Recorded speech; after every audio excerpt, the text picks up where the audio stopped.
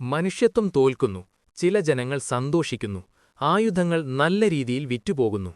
ലോകരാഷ്ട്രങ്ങളെ മൊത്തം പൊട്ടന്മാരും വിഡ്ഢികളുമാകിക്കൊണ്ടിരിക്കുന്ന ദജ്ജാലിന്റെയും യജൂജ് മഹ്ജൂജ് വിഭാഗക്കാരുടെയും നടത്തുന്ന കാപഢ്യത്തെ മനസ്സിലാകാതെ പോകുന്ന മുസ്ലിം നാമധാരികളായിട്ടുള്ള രാജാക്കന്മാരും ലോകത്തെ ജനങ്ങളും രാഷ്ട്രങ്ങളും.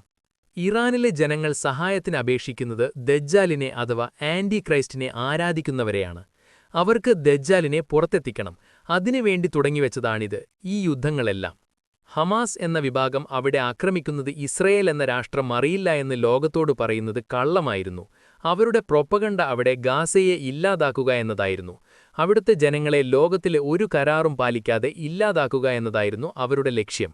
ലോകത്തെ മൊത്തം ഇറാനെതിരെ തിരിക്കാൻ വേണ്ടി അവർ പലതും ആരോപിച്ച് ഹമാസും യമനിലെ ഹൂതികളും ഇറാന്റെ പ്രോക്സിയാണ് എന്നവരെ അവർ ആരോപിക്കുന്നു. ഇറാൻ എന്ന രാഷ്ട്രത്തെ ആക്രമിക്കുന്നതിനു മുമ്പ് തന്നെ ഈ ചാനലിൽ പറഞ്ഞതാണ് ആ ജനങ്ങൾ രക്ഷയ്ക്ക് വിളിക്കുന്നത് മനുഷ്യൻ എന്ന തിരിച്ചറിവില്ലാത്ത വിഭാഗത്തെയാണ് എന്നത്. പഠിച്ച് എക്സാം എഴുതി കിട്ടിയ പാണ്ഡിത്യവും അനുയായികളുമില്ല. മൈക്ക് വെച്ച് വീഡിയോ പിടിച്ച് പൈസ കളയുന്നില്ല. ബാക്ക്ഗ്രൗണ്ട് മ്യൂസിക്കില്ല.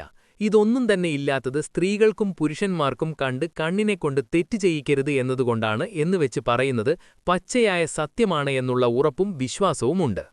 ഇറാനിനെ ആക്രമിക്കുമ്പോൾ ഇറാൻ ഗൾഫ് രാജ്യങ്ങളിലുള്ള ജൂതമതക്കാരുടെ കമ്പനികളും അവരുടെ പങ്കാളിത്തത്തിൽ നടക്കുന്ന എല്ലാത്തിനെയും ആക്രമിക്കുകയും ഗൾഫ് രാജ്യത്തെയും കൂടി ഇതിൽ പങ്കാളികളാക്കി ഇറാനിലെയും മുസ്ലിം രാഷ്ട്രങ്ങളിലെയും സാമ്പത്തിക വളർച്ചയെ മൊത്തത്തിൽ ഒന്നുമല്ലാത്തൊരവസ്ഥയിലാക്കി തീർത്താൽ ഇസ്രയേലിന്റെയും അമേരിക്കയുടെയും അടിമകളെപ്പോലെ ഈ രാഷ്ട്രങ്ങളുണ്ടാകും എന്നതിനുവേണ്ടി ഹെയ്സ്റ്റീൻ എന്ന ചതിയിലേക്ക് ലോകത്തിലെ പ്രധാനപ്പെട്ട എല്ലാ നേതാക്കളെയും ഉൾപ്പെടുത്തി അത് പുറത്തുവിടുമെന്ന് പറഞ്ഞ് ഭീഷണിപ്പെടുത്തുന്നു.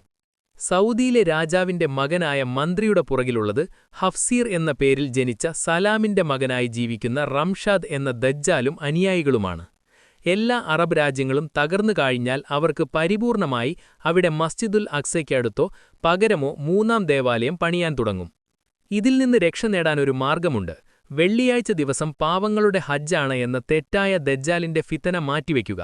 ഇസ്ലാം മതം വിശ്വാസികൾക്ക് ദുൽഹിജ്ജ 10 എന്ന ദിവസം മാത്രമാണ് ഹജ്ജ് എന്ന് ഉറച്ചു പറയുക.